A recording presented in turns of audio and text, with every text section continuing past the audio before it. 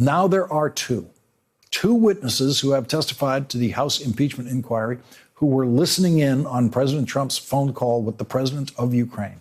The phone call that is going to get the president of the United States impeached, no matter how often he tells people to read the transcript. The second witness to testify about listening to the president's phone call gave his testimony while the House of Representatives was taking an historic vote, a vote no member of Congress ever expects to cast, a vote on a resolution authorizing and detailing the procedures for an impeachment inquiry of the President of the United States. Hopefully, as we go forward with this, with a clarity of purpose, a clarity of procedure, a clarity of fact, a clarity of truth. It's about the truth. It's about the Constitution. We will do so in a way that brings people together, that is healing rather than dividing.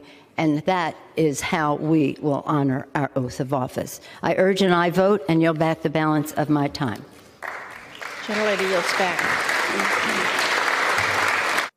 It was a party line vote with 232 in favor and 196 opposed. All Republicans opposed the resolution. Justin Amash, who left the Republican Party not long after reading the Mueller report and is now an independent member of Congress, voted in favor of the impeachment resolution. Two Democratic congressmen who represent districts that were won by Donald Trump voted against the resolution. But both of those Democrats, Colin Peterson of Minnesota and Jeff Van Drew of New Jersey, said they will make a decision on impeaching the president only after all of the evidence has been publicly presented. So the likelihood tonight is that when all of the evidence is publicly presented, there will be at least 232 votes in the House of Representatives to impeach Donald John Trump and send him to trial in the United States Senate. Because the phone call cannot get better. That's the problem. The rough transcript of President Trump's phone call with the president of Ukraine remains the most damning evidence in the case against the president. That phone call did get a bit worse on Tuesday when Lieutenant Colonel Alexander Vindman testified that he heard the president make one more reference to Joe Biden that does not appear in the White House rough transcript in the section where Donald Trump was asking for Ukraine's help in his reelection campaign by urging Ukraine to investigate Joe Biden. Lieutenant Colonel Vindman is, of course, a nonpartisan witness. He has no history of occupational association with Democrats or Republicans.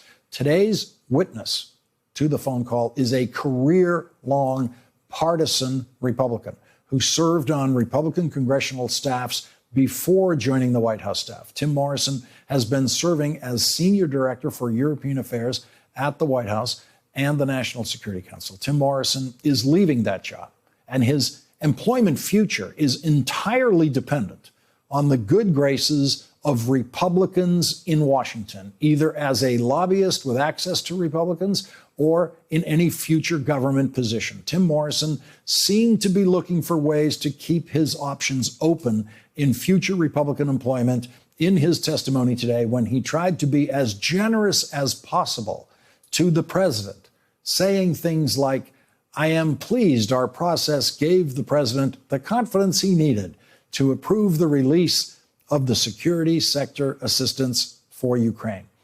But the process Tim Morrison actually described was consistent with the completely corrupted process that included Rudy Giuliani and was described in testimony already by Ambassador William Taylor and Lieutenant Colonel Alexander Vindman.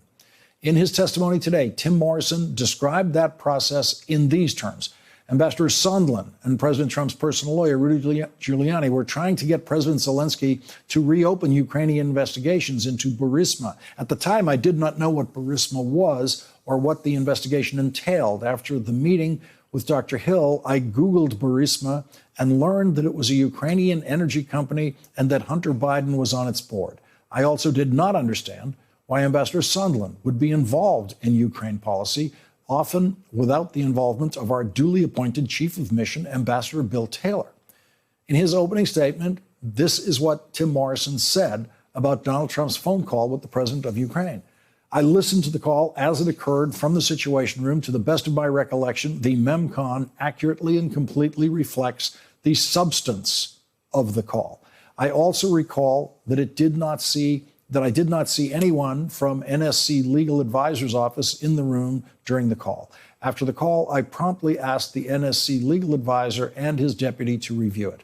I had three concerns about a potential leak of the MEMCON. First, how it would play out in Washington's polarized environment. Second, how a leak would affect the bipartisan support of our Ukrainian partners currently experienced in Congress. And third, how it would affect the Ukrainian perceptions of the U.S.-Ukraine relationship. I want to be clear, I was not concerned that anything illegal was discussed. Lieutenant Colonel Vindman also reported his concerns to the National Security Council's lawyer after the president's phone call. The Washington Post is reporting this dramatic account of Colonel Vindman's closed-door testimony on Tuesday.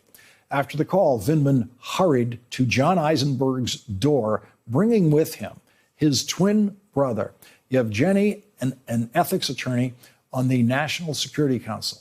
Michael Ellis, a deputy legal advisor to the National Security Council, also joined the discussion, the person said. Vindman read out loud notes he took on the president's call. Eisenberg then suggested that the National Security Council move records of the call to a separate, highly classified computer system. Vindman told lawmakers. Former Trump national security officials said it was unheard of to store presidential calls with foreign leaders on that system, but that Eisenberg had moved at least one other transcript of a Trump phone call there.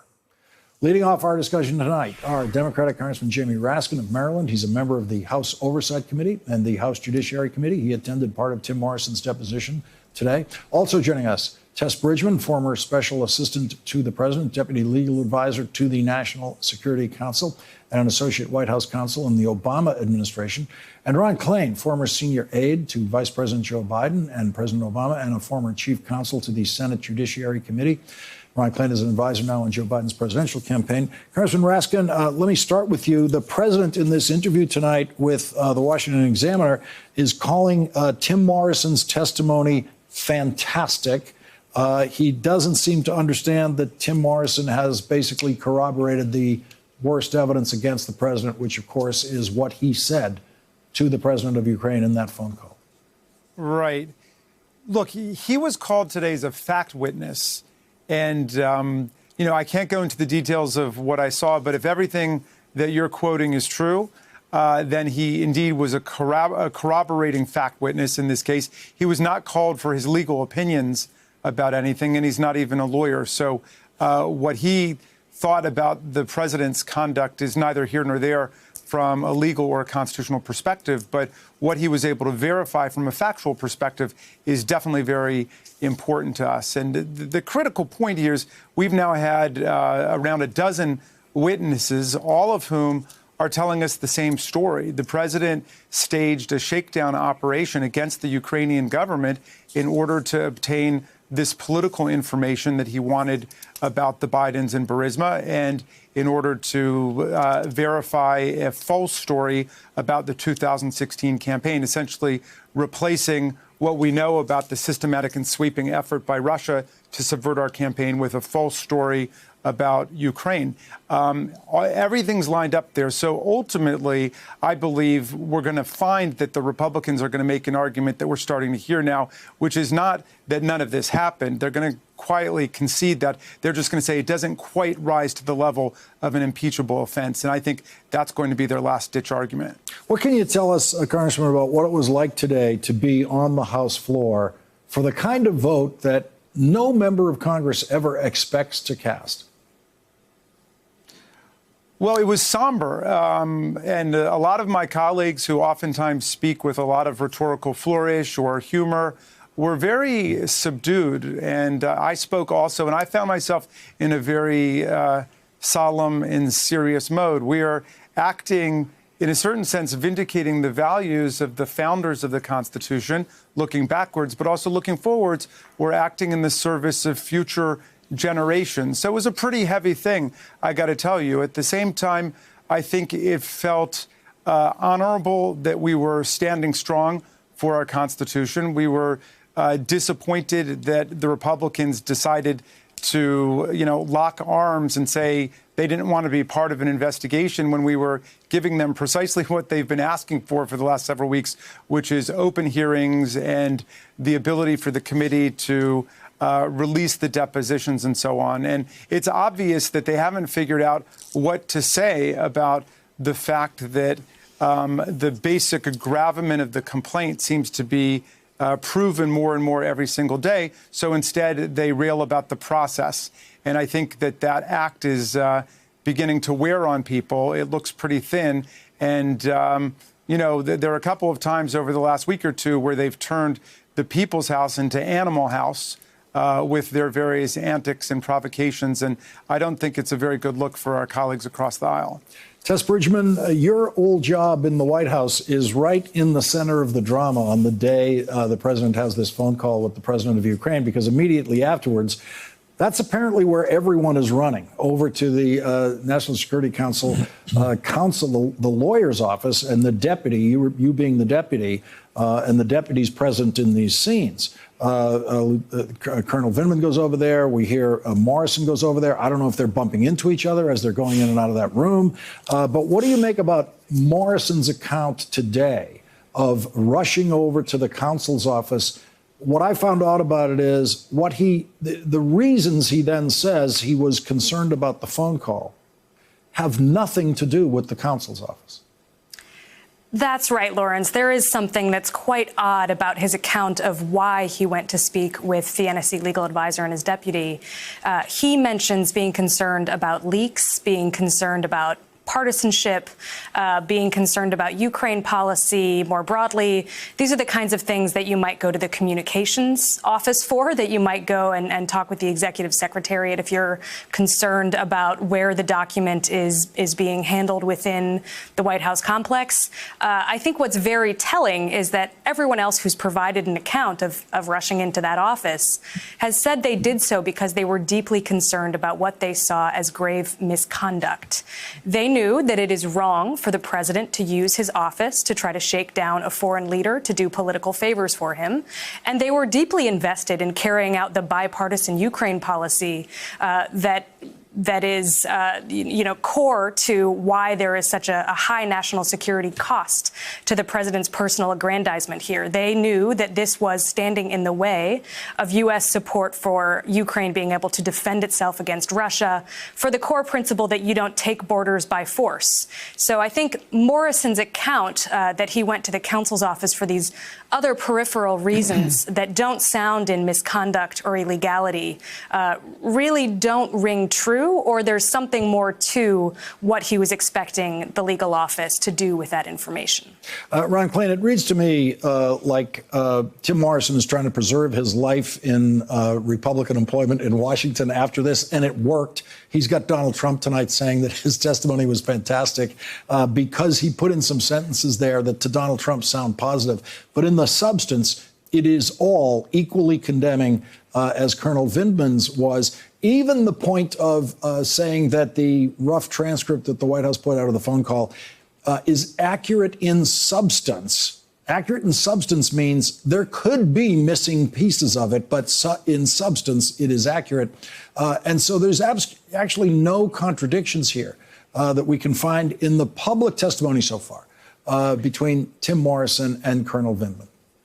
That's right, Lawrence. I mean, it's stunning, as Congressman Raskin alluded to earlier, that you've had all these witnesses come before the Intelligence Committee, and essentially 8 to 12 of them basically confirm the same story. That's more than the number of trick-or-treaters I had at my house tonight. It's a stunning lineup of witnesses all confirming the same story. And look, and as to Mr. Morrison's statement today that he wasn't concerned about illegality, I think that's part your explanation that he wanted to preserve his viability in Washington, but also part him trying to avoid pleading guilty to a crime. If he had known, if he believed it was illegal, the effort to hide this document would be an act of obstruction of justice. Mm-hmm. And I don't think Mr. Morrison was prepared to plead guilty to obstruction today in the House Intelligence Committee. So he told the truth. He told that basically the story everyone's told so far is true. The story that the transcript confirms is true.